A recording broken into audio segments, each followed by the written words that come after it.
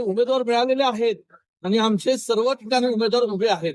समन्वय माझ्यापासून इशारा बाकी आहे. आमचे सगळे उमेदवार 78 ठिकाणी उभे आहेत. सांगली महानगरपालिकेच्या भाग क्रमांक 16 मधील काँग्रेस आणि राष्ट्रवादी काँग्रेस पक्षाचा पंजा आणि तुतारी हे दोन्ही चिन्ह घेऊन आम्ही चारही उमेदवारांचा प्रचार शुभारंभ आज मी सांगली जिल्ह्याचे खासदार विशालजी पाटील आणि राष्ट्रवादी शहर अध्यक्ष संजयजी बजाज काँग्रेसचे अध्यक्ष आणि इथले उमेदवार आलेले नाही सगळ्यांना घेऊन आम्ही केलेला मोठा उत्साह कार्यकर्त्यांमध्ये आहे.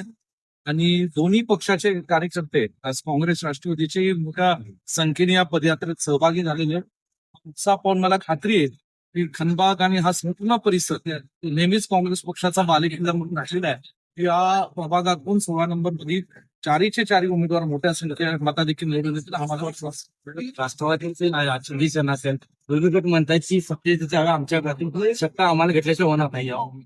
अरे त्यांच्यात महाराष्ट्रभर हा नुसतं वाद आहे आणि महायुतीमध्ये किती नेत्यांचा किती टोकाला वाद चालला आहे हे आपण सगळे महाराष्ट्रातले लोक बघताय. एकाने म्हणायचं आमच्या नेत्याकडे तिजोरी, एकाने नेत्यांनी म्हणायचं कार्यकर्त्यांनी आमच्या नेत्याकडे तिजोरीची चावी, एकाने म्हणायचं आमच्या नेत्याकडे बँक आहे.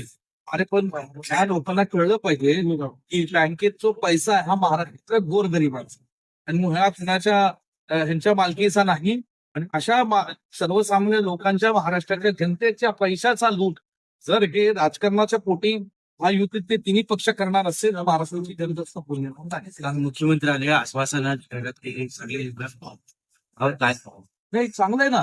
पण मग 2.5 वर्ष काय हा प्रश्न खासदार भाजपचे होते त्या ठिकाणी आमदार भाजपचे आहे सत्ता भाजपची आहे त्या ठिकाणी हे काय ते काम बोलवून गेले हेच ते 2.5 वर्षाच्या कार्यक्रमामध्ये करू शकले असते का केलं नाही ह्याचा विचार लोक निश्चितपणे सांगली शहरात करतील.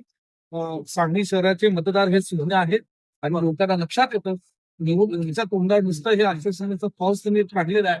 सांगलीच्या पदरात पाडून घेण्यासाठी धमक लागते राजकारणाची. आणखी काँग्रेस राष्ट्रवादीचे आमचे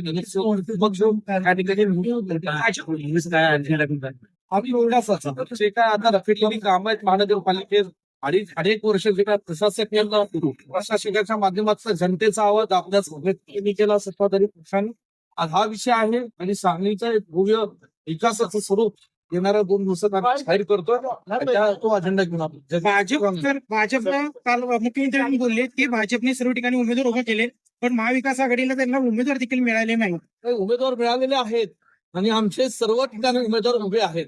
समन्वय माझ्यापासून इशारा बाकी आहे. आमचे सगळे उमेदवार